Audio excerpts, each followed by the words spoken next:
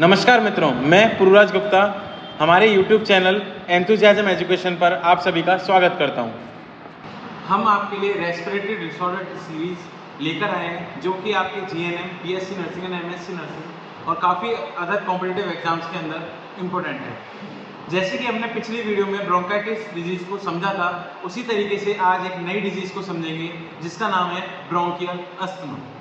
Bronchial asthma. अब bronchial asthma एक respiratory disease है जो कि ब्रोंकस में एग्जिस्ट करती है, जो कि एक क्रोनिक डिजीज कंडीशन है जो कि लॉन्ग टर्म रहती है, जो काफ़ी लंबे समय तक परसिस्ट करती है बॉडी के अंदर। अब इसके डेफिनेशन के बारे में अपन समझते हैं। अस्थमा, अस्थमा शब्द क्या है? Asthma is a chronic lungs disease that inflame and narrow the airway. Asthma एक क्रोनिक डिजीज है, मैंने आपको बोला था लॉन्ग टर्म डिजीज है जो लंबे समय तक रहेगी। लंग्स डिजीज है जो कि क्या कर रही है, इन्फ्लाम कर रही है और नैरो कर रही है किसको? एयरवे को। एयरवे क्या है? ब्रोंकस को, इन सबको अपन एयरवे के तौर पे देखते हैं। अब ये जो ब्रोंकस हैं ये कैसे हो जाएंगे? नैरो हो जाएंगे, जिनका ल्यूमन क्या हो जाएगा? छोटा, जिसके कारण एयरवे का एक्सचेंज क्या हो जाएगा? कम हो जाएगा। और ये क्या हो जाएंगे? साथ ही साथ में इन्फ्लाम्ड हो जाएंगे, जिसके कारण सांस लेना या ब्रीद इन करना, ब्रीद आउट करना बहुत ही क्या हो जाएगा? कठिन हो जाएगा। Next, reversible obstructive airway disease in which trachea and bronchi respond in a hyperactive way to certain stimuli। ये क्या है? रिवर्सिबल ऑब्स्ट्रक्टिव एयरवे डिजीज है। ऑब्स्ट्रक्टिव मींस ऑब्स्ट्रक्ट होना, रुकावट आना। अब ये ऐसी डिजीज कंडीशन है जो कि क्या हो सकती है? वापस सही हो सकती है। मतलब आप अगर मेडिसिन ले लेते हैं या एक्सरसाइज करते हैं, नेचुरली आप थोड़ा सही करना चाहते हैं, या कुछ मेडिसिन के थ्रू अपन क्या कर सकते हैं? इस डिजीज को रिवर्सिबल कर सकते हैं, वापस उसी कंडीशन में ला सकते हैं। ये एक ऐसी डिजीज है, ट्रैकिया की और डिजीज कंडीशन है जिसके अंदर ब्रोंकाई रिस्पॉन्ड करते हैं। ट्रैकिया से डिजीज स्टार्ट होती है जिसके अंदर हाइपर सिक्रीशन होना चालू हो जाता है किसका? म्यूकस का, जिसके कारण क्या होता है? ट्रैकिया ब्रोंकस के अंदर एक्यूमुलेशन होने लग जाता है म्यूकस का। म्यूकस सब्सटेंस ऐसा है जो कि पूरे ब्रोंकस एरिया को या फिर ट्रैकिया एरिया को कवर अप कर देता है, जिसके कारण ल्यूमन नैरो हो गया। ल्यूमन नैरो होने के कारण क्या हुआ? उसकी वजह से एयरवे का एक्सचेंज होना थ्रू एनवायरनमेंट क्या हो गया? लेस हो गया। ठीक। Next, it is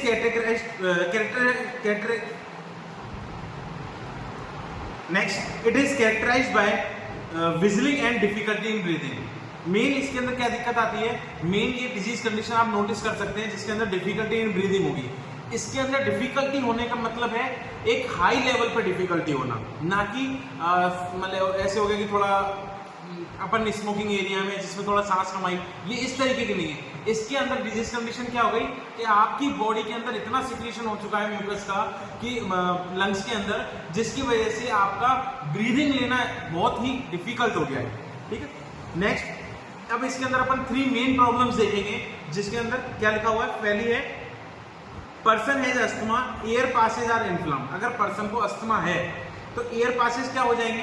air Passage का मतलब है ट्रैकिया, ब्रोंकस, ब्रोंकियल्स, ये सब ये क्या हो जाएंगे? इन्फ्लाम्ड हो जाएंगे। Which means the airway is red and swollen. अगर कोई भी चीज इन्फ्लाम्ड होती है, इन्फ्लामेशन कंडीशन अगर चालू होती है तो सबसे पहले स्वेलिंग होना चालू होती है और साथ में रेडनेस होना। रेडनेस होना क्यों? क्योंकि सबसे ज्यादा हाई ब्लड सप्लाई होना चालू हो जाती है उस एरिया में, जिससे वो हेल्प करता है किसमें? इन्फ्लामेशन प्रोसेस को प्रोसीड करने में।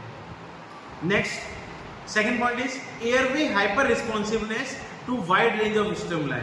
अगर जो स्टिमुलाइज एंटर किए हैं इस रेस्पिरेटरी ट्रैक के अंदर, उसके लिए जो अपना रेस्पिरेटरी सिस्टम है वो हाइपर सिक्रीशन करने लग जाता है म्यूकस का। Next, third point, mucus within the breathing passage contract causing even further narrowing of the airway, difficulty to breathe out from lungs। अब थर्ड पॉइंट में क्या बोला? पहला पॉइंट जिसमें अस्थमा अगर पेशेंट को है तो एयर पाथवे है वो क्या हो जाएगा? इन्फ्लाम्ड हो जाएगा, और जिसकी वजह से क्या होगा? म्यूकस सिक्रीशन ज्यादा होने की वजह से एयरवे ब्लॉकेज हो जाएगा। थर्ड पॉइंट इसमें आएगा।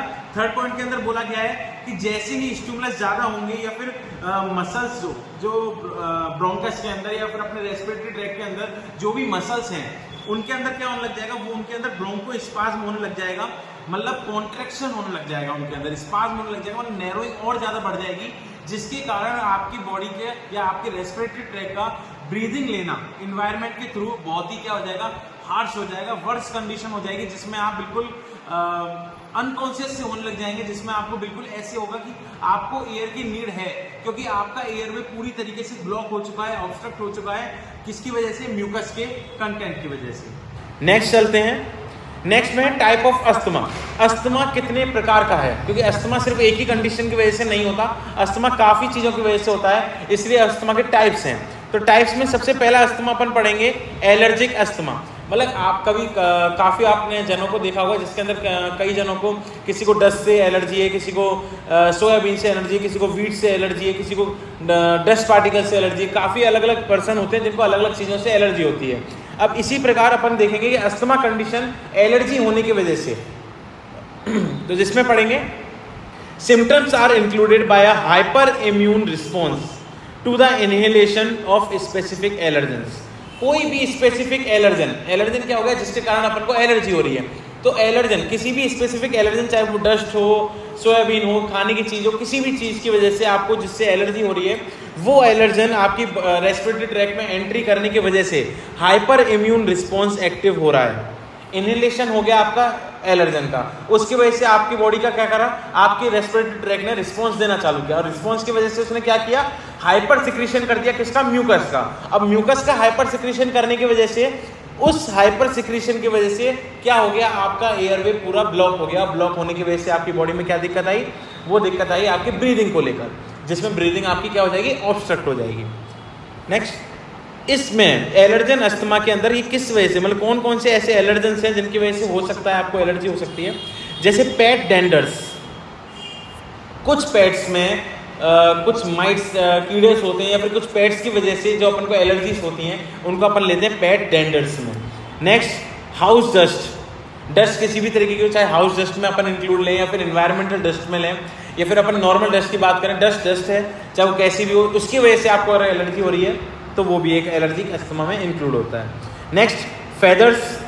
कई आपके बर्ड्स के और मतलब कि बर्ड्स वगैरह के फेदर्स की वजह से भी क्या हो जाती है? एलर्जीज हो जाती है। Next, moulds and pollens. Pollens क्या होते हैं? जो अपने प्लांट्स के अंदर एंथर होता है, एंथर के अंदर जो पॉलन्स प्रेजेंट होते हैं, उनकी वजह से भी क्या होती है? एलर्जीज हो जाती है काफ़ी जनों को। So be careful of this. Next type of asthma is non allergic asthma. Non allergic means triggered by irritants in the air that are not related to allergies. मतलब ऐसे इरिटेंट्स की वजह से आपको एलर्जी हो रही है या अस्थमा हो रहा है, जो कि क्या है? एलर्जी के वाले नहीं है, एलर्जेंस नहीं है। एलर्जेंस क्या थे? जो हाइपर इम्यून रिस्पॉन्स को दे रहे थे। स्पेसिफिक एलर्जेंस डस्ट हो गया, माइट्स हो गए, मोल्ड्स हो गए, नेक्स्ट पॉलिन्स हो गए आपके, लेकिन ये नॉन एलर्जिक हैं जो किसकी वजह से ट्रिगर हो रहे हैं? इरिटेंट्स की वजह से। जैसे इंक्लूडिंग एयरवे इरिटेंट्स, जैसे एयर पॉल्यूशन। एयर पॉल्यूशन है, जैसे इन्वायरमेंट बहुत, आजकल तो इन्वायरमेंट बहुत एयर पॉल्यूशन हो रहा है, just like Delhi. Next, cold की वजह से, हीट की वजह से, वेदर चेंजेस की वजह से, फ्यूम्स, धुएं वगैरह की वजह से, जिसको अस्थमा कंडीशन हो जाती है। नेक्स्ट, वुड डायरेक्ट लकड़ी को सूंघ के नहीं, लकड़ी की जो कटिंग होती है, जब उसका वो बुरादा टाइप निकलता है, जो मतलब कि एक तरीके से इरिटेशन क्रिएट करता है आपकी बॉडी के अंदर, आपके रेस्पिरेटरी ट्रैक के अंदर, उसको बोलते हैं। सिगरेट स्मोक, उसकी वजह से होना, परफ्यूम्स की वजह से होना, काफ़ी जनों को परफ्यूम की एलर्जी होती है, जिसकी वजह से अस्थमा क्रिएट हो जाता है। नेक्स्ट, स्ट्रेस की वजह से अस्थमा होना, इमोशन की वजह से अस्थमा होना, ज़्यादा सैड हो गए, या ज़्यादा हंस लिए, या ज़्यादा आपको मतलब कि डिप्रेशन टाइप में है।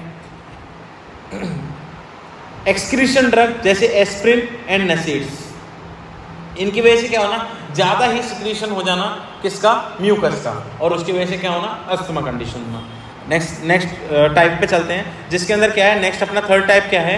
Mixed asthma. मिक्स्ड मतलब जिसमें एलर्जिक भी अस्थमा हो और नॉन एलर्जिक भी अस्थमा भी हो, जिसमें लिखा हुआ है both allergic and non allergic asthma. दोनों कारण की वजह से क्या हो सकता है? आपको अस्थमा हो सकता है, उसे किसे बोल देते हैं? मिक्स्ड अस्थमा बोल देते हैं। नेक्स्ट टाइप में अपन चलते हैं, cough variant asthma. Cough variant asthma का मतलब है mainly characterised by one symptom.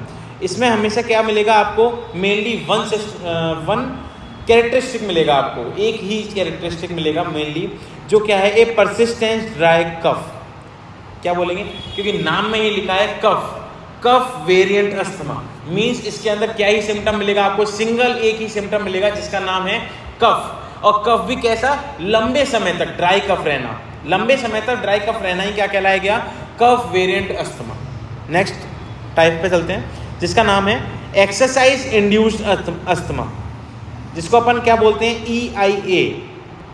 इसका शॉर्ट फॉर्म निकाल दिया है, क्या है? एक्सरसाइज इंड्यूस्ड अस्थमा, जिसको अपन शॉर्ट फॉर्म में बोलते हैं EIA। इसके अंदर क्या है? ड्यूरिंग और आफ्टर फिजिकल एक्टिविटी। मान लो कई लोगों को अस्थमा है और अस्थमा होने की वजह से, जैसे मान लो वो ज़्यादा उन्होंने एक्सरसाइज कर ली, या तो ड्यूरिंग द एक्सरसाइज या फिर एक्सरसाइज होने के बाद उनको क्या कंडीशन हो जाना? अस्थमा हो जाना। और अस्थमा के अंदर अपन ने पढ़ा है, अस्थमा के अंदर होता क्या है? Hyper secretion of mucus. ठीक, इसके अंदर not occur in those who are not sensitive to classic asthma trigger such as dust और पॉलन। ये जैसे कि अपन ने एक्सरसाइज अपन ने पढ़ा कि एक्सरसाइज इंड्यूस्ड है, मतलब होता कब है? जब अपन या तो ड्यूरिंग द एक्सरसाइज या फिर आफ्टर द एक्सरसाइज। लेकिन होगा उन्हीं लोगों को जिनको एलर्जिक अस्थमा के चांसेस हैं, मतलब कुछ ऐसे एलर्जन से पहले से उनको एलर्जी है, उसकी वजह से ड्यूरिंग द एक्सरसाइज या फिर आफ्टर द एक्सरसाइज उनको क्या हो रहा है? अस्थमा कंडीशन जनरेट हो रही है, उसे अपन क्या बोलेंगे? Exercise induced asthma. Next type nocturnal asthma. Nocturnal means night के दौरान अस्थमा कंडीशन का जनरेट होना। इसके अंदर लिखा हुआ है asthma symptom that worsen at night. Asthma है लेकिन सबसे ज्यादा वर्स कंडीशन में कब जा रहा है? नाइट के दौरान, in the middle of the night. उसे अपन क्या बोलेंगे? Nocturnal asthma. Certain triggers are, triggers क्या हैं? Heartburn, pet danders, dust mites. Dust तो कॉमन है ही, जैसे किसी कई पीपल्स के अंदर अपन देखें तो उनके पास क्या होते हैं? पेट्स होते हैं, उनकी वजह से उन्हें क्या दिक्कत हो जाती है? अस्थमा कंडीशन जनरेट हो जाती है। नेक्स्ट हो सकता है हीट बर्न की वजह से भी हो, गर्माहट, एकदम से गर्माहट ज़्यादा हो गई, आपकी बॉडी हीट बर्न कर गई, या फिर सफोकेशन हो गया, उस वजह से अस्थमा का जनरेट हो जाना। नेक्स्ट टाइप है ऑक्यूपेशनल अस्थमा। ऑक्यूपेशनल मीन्स किसी भी ऑक्यूपेशन, आप कोई ऑक्यूपेशन कर रहे हैं, जैसे मार्बल कटिंग वाला, जो मार्बल के चूना एक तरीके से होता है, उसकी वजह से भी उसको अस्थमा हो जाता है। ठीक है, जैसे कि अब अस्थमा कंडीशन में अपन चलते हैं ऑक्यूपेशन अस्थमा में, जो क्या है? Irritants include dust, dice, gases, fumes, animal protein, rubber latex, textile, farming and wooden working. अब अपन ने इसमें पढ़ा कि कौन कौन से इरिटेंट्स हैं। जैसे ऑक्यूपेशनल में अगर जापान जाए तो डस्ट की वजह से, जो लेबर क्लासेस वगैरह हैं वो डस्ट की वजह से भी उनको अस्थमा कंडीशन हो जाती है, कुछ गैसेस की वजह से, कुछ फ्यूम्स की वजह से, एनिमल प्रोटीन्स की वजह से, है ना। कई लोगों को मिल्क से प्रॉब्लम होती है, मिल्क से अस्थमा कंडीशन जनरेट हो जाती है, पनीर से हो जाती है, कई लोगों को तो वीट से भी होती है। ठीक है, next rubber latex, textile, farming या फिर वुडन फर्नीचर की वजह। हमारी अगली स्लाइड है causes and risk factor. Causes और रिस्क फैक्टर वो चीज़ें हैं जो ब्रोंकियल अस्थमा करने के लिए हैं, जो ब्रोंकियल अस्थमा को कर रहे हैं, जिसमें पहला है एयरबोर्न एलर्जेंस। एयरबोर्न एलर्जेंस क्या है? जो अपन को एयर के थ्रू मिल रहे हैं, जैसे कि pollen grains, animal danders. Next common cold, जो अपने नॉर्मल खांसी जुकाम वगैरह होते हैं, उसको कॉमन कोल्ड में इंक्लूड किया है। फिजिकल एक्टिविटीज़, रनिंग, एक्सरसाइजिंग, जो जिसके कारण एक्सरसाइज इंड्यूस्ड अस्थमा होता है। नेक्स्ट कोल्ड एयर, ठंडी हवा के चक्कर में, जैसे अब सर्दियाँ आने वाली है तो उसमें ठंडी हवा के चक्कर में क्या होता है? अपन को अस्थमा कंडीशन हो सकती है। नेक्स्ट एयर पोल्यूटेंट्स, जिसके अंदर स्मोक मेन कॉमन है, स्मोक की वजह से अस्थमा होने के चांसेस ज़्यादा रहते हैं। स्ट्रॉन्ग इमोशंस या स्ट्रेस। प्रिजर्वेटिव्स वो चीज़ें हैं जो प्रिजर्व रहती हैं, ऐसी चीज़ें जो प्रिजर्व करी जाती हैं, काफ़ी फूड पैकेट्स वगैरह ये हैं, उनके अंदर जो गैसेज होती हैं उसकी वजह से आपको क्या होना? अस्थमा कंडीशन हो जाना। GERD एक गैस्ट्रो ईजोफेजियल डिजीज़ है, जिसके कारण क्या होता है? वापस से आपकी स्टमक से जो फ्लूइड है, स्टमक में जो HCl है या जो बाकी का फ्लूइड है, वो क्या होना? रीगर्गिगेट हो जाना आपकी माउथ की तरफ, जिसके कारण क्या हो जाना? अस्थमा कंडीशन हो सकती है। नेक्स्ट मेंस्ट्रुअल साइकिल के फ्लूइड से दिक्कत हो सकती है। मेंस्ट्रुअल साइकिल का फ्लूइड एक रिस्क फैक्टर हो सकता है जो आपको क्या कर सकता है? ब्रोंकियल अस्थमा कॉज कर सकता है। नेक्स्ट फूड लाइक पीनट्स, बहुत लोगों को पीनट से एलर्जी होती है।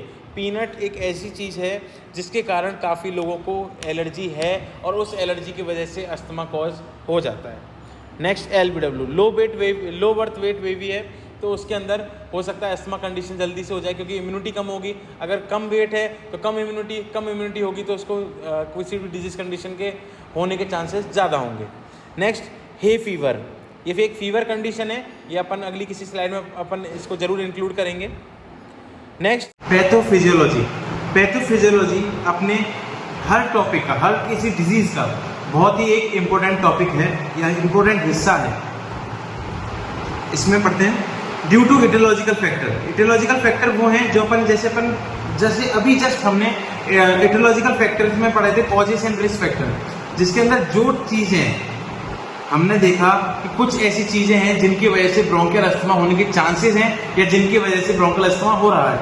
तो उनकी वजह से क्या होता है, सबसे पहले डिफ्यूज एयरवे इन्फ्लामेशन, रिवर्सिबल है लेकिन क्या है साथ में इन्फ्लामेशन भी हो रहा है। तो जैसे इटियोलॉजिकल फैक्टर एंटर करेंगे अपने रेस्पिरेटरी ट्रैक में, उनके कारण क्या होगा, एयरवे इन्फ्लामेशन होगा, जिसकी वजह से दो कंडीशन जनरेट होंगी। सबसे पहले हाइपर रिस्पॉन्सिवनेस ऑफ एयरवे, मतलब एयरवे क्या दिखाएगा, अपनी बॉडी क्या दिखाएगी, रिस्पॉन्सिवनेस दिखाएगी। रिस्पॉन्स दिखाएगी किसके अपोजिट में, एलर्जीज के अपोजिट में, या फिर जो भी इरिटेंट्स एंटर किया है अपनी बॉडी के अंदर या अपने ट्रैक के अंदर, उसके लिए। सेकेंड कंडीशन जनरेट क्या होगी, एयर फ्लो लिमिटेशन।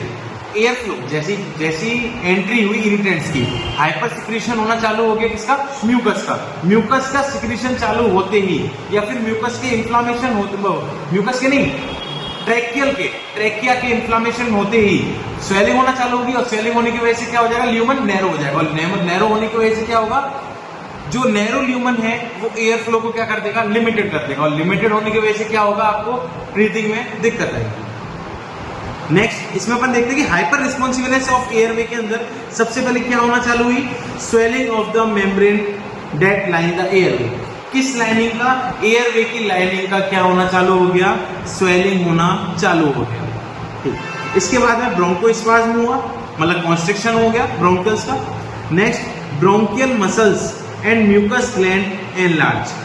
ब्रोंकियस की जो ब्रोंकस पार्ट है उसकी मसल्स क्या हो जाएंगी, मसल्स एनलार्ज हो जाएंगी, और जो म्यूकस ग्लैंड है वो भी क्या हो जाएंगी, साथ में एनलार्ज हो जाएंगी।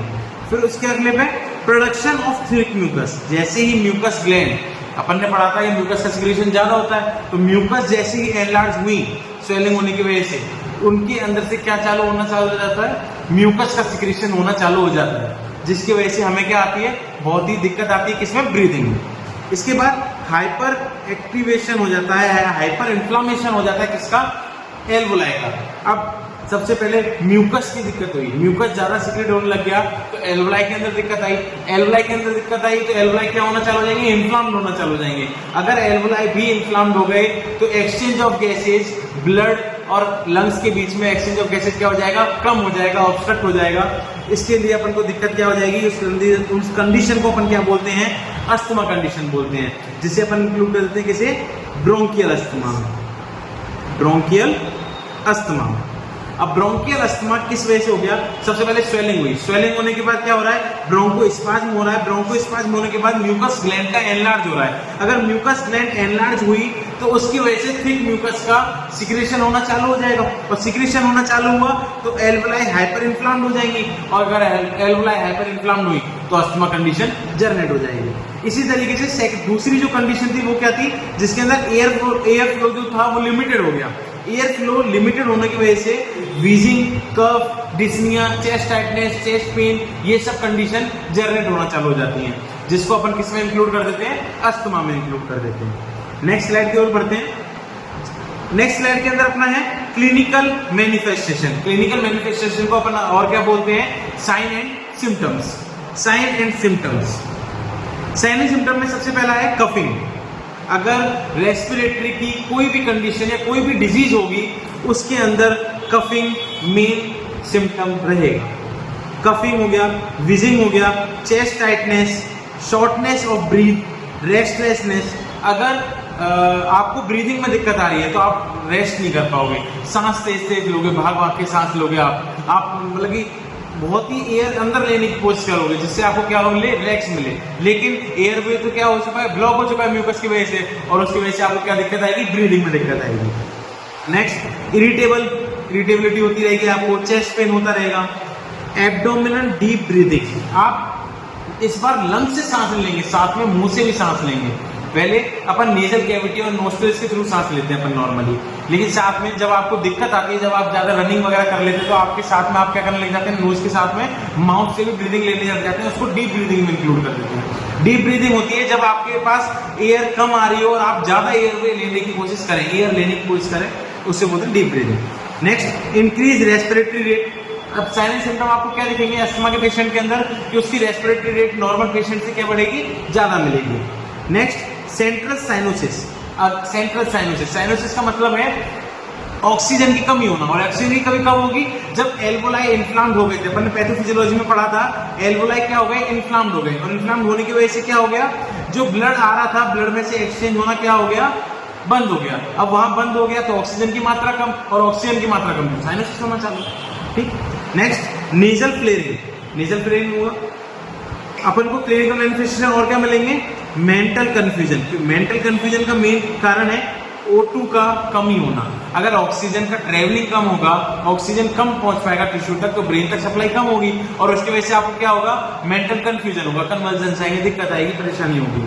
Next, ARF, acute renal failure. Blood supply कम जाने की वजह से हो सकता है एक्यूट रीनल फेलियर भी हो जाए, या एक्यूट रेस्पिरेटरी फेलियर भी हो जाए, दोनों कंडीशन हो सकती है। नेक्स्ट, वॉमिटिंग हो सकती है, वॉमिटिंग नॉर्मल सिम्टम है। ड्राई कफ, जैसे अपन ने एक कंडीशन में, एक टाइप में पढ़ा था अस्थमा के, एक टाइप में जिसके अंदर कफ वेरिएंट अस्थमा था, इसके अंदर एक ही चीज कॉमन थी, क्या थी, ड्राई कफ।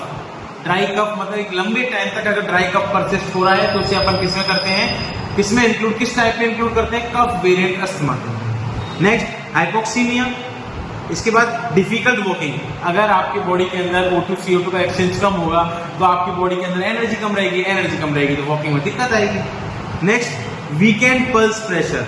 पल्स का प्रेशर आपको कैसा लगेगा, कमजोर फील होगा, वीक फील होगा। नेक्स्ट स्लाइड की ओर बढ़ते हैं। Diagnostic evaluation. डायग्नोस्टिक इवेल्युएशन मतलब आप अस्थमा का पेशेंट है तो उसको किस तरीके से पहचानेंगे, उसके सिम्टम्स किस तरीके से पहचानेंगे, या फिर उसके सिम्टम्स किस तरीके से आप उसके लेबोरेटरी असेसमेंट कैसे करेंगे। सबसे पहला है फिजिकल एग्जामिनेशन।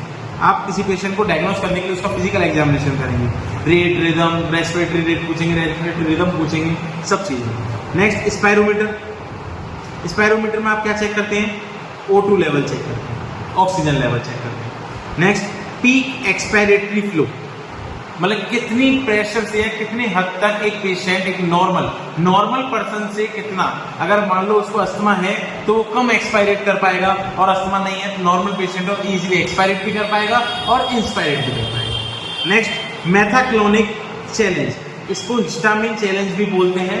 ये एक कंडीशन है जिसके अंदर अपन देखते हैं कि किस तरीके से रिएक्ट कर रहे हैं अपने बॉडी, अपने रेस्पिरेटरी ट्रैक्ट किस तरीके से रिएक्ट कर रहे हैं हिस्टामिन के लिए। नाइट्रिक ऑक्साइड, अगर नाइट्रिक ऑक्साइड अपनी बॉडी के अंदर ज्यादा है या अपनी रेस्पिरेटरी ट्रैक्ट के अंदर ज्यादा है, ज्यादा ब्रीदिंग के दौरान नाइट्रिक ऑक्साइड निकल रहा है, तो इसका मतलब क्या है, अस्थमा कंडीशन है। नेक्स्ट, ECG करा के आप देख सकते हो, चेस्ट एक्सरे करा के आप देख सकते हो। Allergy blood testing, blood test allergy मतलब कि अपन की ब्लड के अंदर एलर्जी टेस्ट होता है, एक एलर्जी टेस्ट के नाम से होता है, जिसके अंदर अपनी ये मालूम पड़ जाता है किस चीज से अपन को एलर्जी है। अगर पेशेंट को पता है कि मेरे को अस्थमा है तो उसको एलर्जी टेस्ट कराना चाहिए, जिससे उसको क्या मालूम पड़ता है कि मेरे को इस चीज से एलर्जी है, मुझे इस चीज को अपनी लाइफ में से क्या करना है, प्रिवेंट करना है, इससे मेरे को बच के रहना है। नेक्स्ट, ब्लड गैसेज, जिसमें आप क्या कर सकते हैं, ABG कर सकते हैं। नेक्स्ट, CBC करा लीजिए। नेक्स्ट, इसके बाद स्पूटम कल्चर। स्पूटम कल्चर के तौर से आपको क्या मालूम पड़ जाएगा कि ब्रोंकियल अस्थमा है या नहीं है, क्या चीज है। Next, sputum cytology. Next slide की ओर बढ़ते हैं। Medical management. मेडिकल मैनेजमेंट का सबसे मेन बात है, गोल क्या है, अपन क्या करना चाहते हैं। एक अस्थमा का पेशेंट है, उसको मेडिकल मैनेजमेंट देना है, लेकिन अपन का गोल क्या है, उसको उसके लिए करना क्या चाहते हैं अपन। सबसे पहले प्रमोट ब्रोंकोडाइलेशन, क्योंकि ब्रोंको स्पाज्म हो रहा था, ब्रोंको कॉन्स्ट्रिक्शन हो रहा था, तो अपन को क्या करना है, उसका ब्रोंको डायलेशन कराना है, जिससे क्या हो, एयरवे क्लियर हो जाए और वो इजीली ब्रीदिंग कर पाए। Next, reduce inflammation. इन्फ्लामेशन को कम करना है, क्योंकि सबसे पहले इरिटेंट के आने की वजह से या एलर्जन के आने की वजह से इन्फ्लामेशन कंडीशन चालू हो जाती है। रिड्यूस सिक्रीशन, सिक्रीशन कम करना है, क्योंकि म्यूकस का सिक्रीशन क्या हो रहा है, ज्यादा हो रहा है, और अपन को क्या करना है, सिक्रीशन को कम करना है। Prevent ongoing and bothersome syndrome, अपन को किसको कम करना है? ऑनगोइंग, जो चलता हुआ सिंड्रोम है, काफी सारे सिंड्रोम्स हो रहे हैं जैसे एम्फाइसिस हो गए या फिर और भी चीजें हो गई, वो उनको भी कम करना है, साथ में बॉदरसम सिंड्रोम्स को भी कम करना है। प्रिवेंट अस्थमा अटैक, एकदम से अस्थमा अटैक नहीं आ जाए अपन को या अपन लोगों को या हम लोगों को ये मालूम है कि इस पेशेंट को अस्थमा है, तो अपन हर चीज को उसके लिए पहले से तैयार रखेंगे जिससे क्या हो, उसको अस्थमा अटैक आने के चांसेस कम हो। Next, maintain normal lung function, patient को रेगुलरली हम लोगों को मेडिसिन देनी है जिससे कि उसका एयरवे पेटेंट है, इजीली वो ब्रीद इन ब्रीद आउट कर सके, इजीली ब्रीदिंग कर सके। अगर कोई इरेगुलर एक्टिविटी कर रहा है तो अपन को इस तरीके से उसकी केयर करनी है कि उसको दिक्कत नहीं आए, उस पेशेंट को दिक्कत नहीं आए अपनी ओर से। Last, side effect of the medication, किसी भी मेडिकेशन के साइड इफेक्ट हो सकते हैं तो अपन को उस चीज से उसको क्या करना है? प्रिवेंट करना है। नेक्स्ट स्लाइड की ओर बढ़ते हैं। इस स्लाइड में अपने पास है फार्मेकोलॉजी थेरेपी। फार्मेकोलॉजी थेरेपी, इसके अंदर अपन को क्या देना है? फार्मेकोलॉजिकल थेरेपी देनी है, मतलब कि मेडिसिन प्रोवाइड करनी है। तो मेडिसिन में सबसे पहले मेडिकेशन है long term control medication. Long term मतलब जो लंबे समय के लिए कंट्रोल कर दे। इसके अंदर पहला है इनहेल्ड कॉर्टिकोस्टेरॉइड्स, इनहेल्ड मतलब जिन्हें आप इनहेल कर सकते हैं, जिसमें मेडिसिन आर बेक्लोमेथाजोन, फ्यूटिकनाजोन, ब्यूडिसोनाइड। ये ऐसी मेडिकेशंस हैं जो लॉन्ग टर्म के लिए आपके हेल्पफुल हैं और जो कि इनहेल्ड हैं, जिनको आप क्या कर सकते हैं? इनहेल कर सकते हैं। नेक्स्ट, लॉन्ग टर्म के अंदर सी कुछ टाइप थे, जिसके अंदर पहला इनहेल्ड था। सेकंड पॉइंट अपन पढ़ रहे हैं ल्यूकोट्रिन मॉडिफायर्स। ल्यूकोट्रिन इनहिबिटर्स जो होते हैं are considered as second line defence against asthma.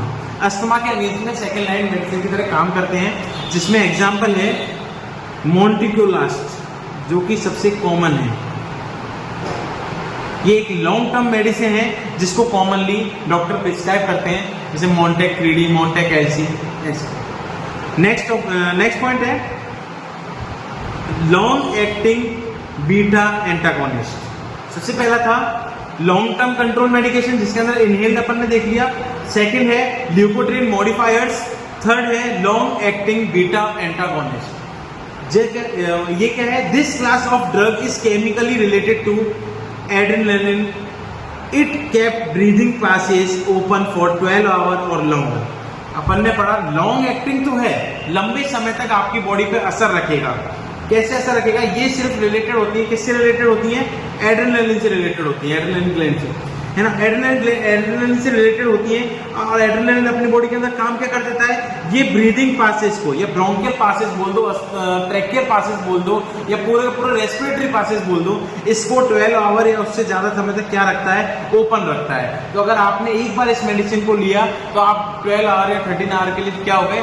निश्चिंत हो गए कि ये क्योंकि क्या है? लॉन्ग एक्टिंग है। इसके एग्जाम्पल है फॉर्मेटेरोल या फिर सेल्मीटेरोल। ये दो एग्जाम्पल है, ये ऐसी मेडिसिन है जो आपकी क्या है? लॉन्ग एक्टिंग है। Next, combination inhalers. कॉम्बिनेशन मतलब जो कंबाइन होके आप जो इनहेलर्स ले रहे हो वो, जिसके एग्जाम्पल है फ्यूटिकासोन, नेक्स्ट सेलिमेटेरोल। दोनों एग्जाम्पल है, ये क्या है? कंबाइन है, कंबाइंड इनहेलर्स है। Next slide. Quick relief medication, ऐसी मेडिकेशन जो इमीडिएटली रिलीफ दिला दें। कुछ थी लॉन्ग एक्टिंग, कुछ थी लॉन्ग टर्म्स के लिए इनहेलर्स थी, ठीक है। अब अपने पास पॉइंट है क्विक रिलीफ मेडिकेशन, जिसके अंदर पहला है शॉर्ट एक्टिंग बीटा एगोनिस्ट, जिसके अंदर effect last for 4 hours. They include albendazole and pirbuterol. जो अपन नाम से ही पढ़ रहे हैं, क्विक रिलीफ मेडिकेशन, मतलब जो जल्दी से आपको क्या दिलाएं? रिलीफ दिलाएं। जल्दी से रिलीफ दिलाने में कुछ टाइप्स हैं, जिसमें पहला है अपने पास शॉर्ट एक्टिंग, थोड़े समय के लिए, कुछ घंटों के लिए, कुछ घंटे जैसे कम से कम 4 घंटे के लिए, नॉर्मली कुछ घंटों के लिए, जिसके एग्जाम्पल है एब्यूट्रोल एंड पिरिब्यूट्रोल। नेक्स्ट इसी का टाइप है, क्विक रिलीफ का टाइप है एंटीकोलिनर्जिक, जिसका क्या है? It is used with beta agonist drugs to produce a greater effect than single one. ये क्या है, ये यूज की जाती है बीटा एगोनिस्ट के साथ में, जो कि क्या करती है, ग्रेटर इफेक्ट देती है सिंगल डोज से थोड़ा ज़्यादा। अगर आप सिंगल डोज शॉर्ट एक्टिंग के ले रहे हैं और अगर आप इसकी रोज ले रहे हैं, ये थोड़ा ज़्यादा समय तक असर कर देगी, लेकिन शॉर्ट ड्यूरेशन नहीं है। Next type oral and intravenous corticosteroid. Orally या इंट्रावीनस भी आप कॉर्टिकोस्टेरॉइड्स ले रहे हैं उनके हेल्प से। ये क्या करते हैं, relief air inflammation caused by severe asthma. Asthma की वजह से जो इन्फ्लेमेशन हुआ है उसको क्या करते हैं, रिड्यूस कर देते हैं, जैसे प्रेडनिसोल एंड मिथाइल प्रेडनिसोल। ये दोनों मेडिकेशन। नेक्स्ट स्लाइड या नेक्स्ट अपना पॉइंट है ब्रोंकियल थर्मोप्लास्टी। ये फार्माकोलॉजिकल है, इसके अंदर सबसे पहला अपना लॉन्ग एक्टिंग था, लॉन्ग टर्म कंट्रोल मेडिकेशन था, फिर लिकोट्रिन मॉडिफायर था, लॉन्ग एक्टिंग बीटा एगोनिस्ट था, नेक्स्ट क्विक रिलीफर मेडिसिन था, इसके बाद ब्रोंकियल थर्मोप्लास्टी। ब्रोंकियल थर्मोप्लास्टी एक ट्रीटमेंट है administered on out patient basis. जो ओपीडी वाले पेशेंट्स होते हैं, हैंड टू हैंड आया पेशेंट, उसका ट्रीटमेंट किया और भेज दिया, इस तरीके का मतलब कि ट्रीटमेंट है ये, जो कि 3 सेशन में कंप्लीट हो जाता है। इसके अंदर क्या किया जाता है, ब्रोंकोस्कोप, जैसे ब्रोंकोस्कोपी के अंदर एक स्कोप डाला जाता है, स्कोप मतलब जो एग्जामिनेशन करे, है ना, जो अपन को विजुलाइज होता है। तो एक ट्यूब होती है जिसको अपन बोलते हैं ब्रोंकोस्कोप, ये इंसर्ट की जाती है चाहे नोज के थ्रू चाहे माउथ के थ्रू। कहाँ करी जाएगी, ट्रैक किया और अपने रेस्पिरेटरी ट्रैक के अंदर इनटू लंग्स वाया नोज और mouth, where it is used to heat और to singe and thin the smooth muscles in the airway. ये ब्रोंकोस्कोप करेगा क्या, ये ब्रोंकोस्कोप का काम है, ये अंदर जाकर, जैसे नाम में अपना पड़ा थर्मोप्लास्टी, थर्मो मीन्स हीट की वजह से, ये क्या करेगा, हीट प्रोड्यूस करेगा और साथ में जो स्मूथ मसल्स हैं, जो अपने लंग्स की स्मूथ मसल्स हैं, उनको क्या कर देगा, थिन कर देगा, जिसकी वजह से अपना एयरवे क्या हो जाएगा, थोड़ा क्लियर हो जाएगा और अपन इजीली सांस ले पाएंगे। नेक्स्ट अपना पॉइंट है नॉन फार्माकोलॉजिकल इंटरवेंशन। अपन ने अभी तक पढ़ा फार्माकोलॉजिकल इंटरवेंशन, अब अपन नेक्स्ट पढ़ रहे हैं नॉन फार्माकोलॉजिकल, जिसमें अपन डायरेक्ट कुछ ऐसे इंटरवेंशन देके जिसकी हेल्प से बिना किसी दवाइयों के अपन पेशेंट को क्या कर सकें, ट्रीट कर सकें। जिसमें पहला है oxygen therapy, normal oxygen therapy. Postural drainage, आप पोजीशन दिला के मतलब ड्रेनेज करवाएं। चेस्ट फिजियोथेरेपी, जिसमें कॉमन है अपन नॉर्मल चेस्ट फिजियोथेरेपी कराते हैं, पीछे जो फिजियोथेरेपिस्ट होता है वो पीठ पे थपथपाते हैं, जिसके कारण क्या होता है, म्यूकस का एक्सक्रीशन ज़्यादा हो जाता है। Next coughing and deep breathing exercise, coughing exercise कराइए, डीप ब्रीदिंग एक्सरसाइज कराइए। अवॉइडेंस ऑफ नॉन एलर्जेंस, जिन एलर्जेंस के बारे में आप जानते हैं, जैसे आपने एलर्जी टेस्ट कराया और आप समझ में आ गया आपको वीट से एलर्जी है, वीट गेहूं से आपको एलर्जी है, तो आप क्या करेंगे, घर पे आप वीट से दूर रहेंगे खुद ही। जब आपको पता है इस चीज से खतरा है तो अपन क्या करेंगे, हम लोगों को क्या करना चाहिए, उस खतरे से दूर रहना चाहिए। इसी तरह ब्रीदिंग टेक्निक्स करनी, जैसे प्राणायाम वगैरह करते हैं, वो चीजें। रिलैक्सेशन टेक्निक, रिलैक्सेशन जिसमें आराम मिले, रिलैक्स हो आप, आपकी बॉडी रिलैक्स करे, लंग्स रेस्पिरेटरी काम करें अच्छे तरीके से, रिलैक्सेशन में भी रहें। साथ में एक्यूपंक्चर टेक्निक। नेक्स्ट स्लाइड की ओर बढ़ते हैं। Nursing management of patient with asthma. Nurses लोगों का सबसे मेन टॉपिक नर्सिंग मैनेजमेंट। अगर कोई पेशेंट अस्थमा से ग्रसित है तो उसका नर्सिंग मैनेजमेंट कैसे किया जाए, सबसे पहले अपन करेंगे, या हम लोगों को सबसे पहले क्या करना होगा, असेसमेंट। आप पेशेंट को सबसे पहले असेस करेंगे कि उसकी कंडीशन कैसी है, उसका रेट कैसा है, रिदम कैसा है, वो किस तरीके से खांस रहा है, कैसा कफ है, ड्राई कफ है, वेट कफ है, या फिर ब्लड तो नहीं आ रहा कफ में, किस तरीके का है। तो सबसे पहले पेशेंट की हिस्ट्री ली जाएगी असेसमेंट के अंदर। नेक्स्ट फिजिकल एग्जामिनेशन किया जाएगा through percussion and auscultation. Next assess respiration, उसका रेस्पिरेशन चेक किया जाएगा, हाई रेस्पिरेशन है, लो रेस्पिरेशन है, अटकते हुए रेस्पिरेशन है, किस तरीके से है respiration. Assess lung sounds, lungs की साउंड्स, व्हीजिंग साउंड है, क्रैकल साउंड है, किस तरीके का साउंड है। Assess for sign and symptom of hypoxemia, क्या नोटिस करेंगे, हाइपोक्सीमिया को नोटिस करेंगे अपन, जैसे ट्रैकिकार्डिया हो रहा है, रेस्टलेसनेस हो रहा है, लिथार्जी, थकान हो रही है, कंफ्यूजन हो रहा है। अपन ने मेंटल कंफ्यूजन एक साइन एंड सिम्टम्स पढ़ा था, जिसके अंदर हमने क्या पढ़ा था कि मेंटल कंफ्यूजन हो जाता है कभी-कभी। Next assess for sign and symptom of atelectasis. Atelectasis एक डिजीज कंडीशन है रेस्पिरेटरी डिजीज की, रेस्पिरेटरी डिसऑर्डर्स की, जिसको अपन कवर अप करेंगे साथ में। एटीलेक्टेसिस के अंदर कैसी, जैसे डिमिनिश चेस्ट थोड़ा डिमिनिश हो, ब्रोंकियल और ट्यूबुलर ब्रीथ साउंड, अपन ब्रोंकियल की भी ब्रीथ साउंड सुनेंगे और ट्यूब्यूल्स, जो ब्रोंकियल और ट्यूब्यूल्स है ना, ब्रोंकस तो है मेन, ट्रेकिया भी है, और साथ में ट्यूब्यूल्स की भी क्या सुनेंगे अपन, ब्रीथ साउंड सुनेंगे, साथ में एक्वेशन। नेक्स्ट, असेस वाइटल साइंस, अपन क्या नोटिस करेंगे, वाइटल साइंस को नोटिस करेंगे, ब्रीदिंग, पेन, फीवर, सब चीजें 5 वाइटल साइंस है, उन सबको नोटिस करेंगे अपन। लास्ट है patient ability to cough effective to clear secretion. Patient को, अपन को नर्सिंग मैनेजमेंट में अपन को मेन चीज ये करानी है कि पेशेंट की एबिलिटी बढ़ानी है कफ करने की, इफेक्टिव कफ करने की, जिससे क्या हो, सिक्रीशन क्लियर हो। जैसे कफ आए इफेक्टिवली उसको कफिंग कराए, जिससे क्या हो जाए, उसका म्यूकस क्लियर हो जाए और वो इजीली ब्रीथ कर सके। Last but not the least, the topic is nursing diagnosis. अपन को ये डायग्नोस करना है क्योंकि सबसे इंपॉर्टेंट टॉपिक है नर्सिस के लिए नर्सिंग प्रोसेस, और नर्सिंग प्रोसेस के अंदर नर्सिंग डायग्नोसिस बनाना बहुत ही इंपॉर्टेंट टॉपिक है, जिसको अपन देखते हैं। सबसे पहला है impaired gas exchange. Asthma patient को हो रहा है तो बॉडी के अंदर गैस एक्सचेंज का होना क्या हो जाएगा, इम्पेयर हो जाएगा। किसकी वजह से, related to altered oxygen supply, obstruction of airway by secretion bronchospasm. Next, ineffective breathing pattern related to bronchospasm. Breathing pattern का बदल जाना किस वजह से, ब्रोंकोस्पाज्म की होने की वजह से। Next, risk for increasing attack of respiratory distress.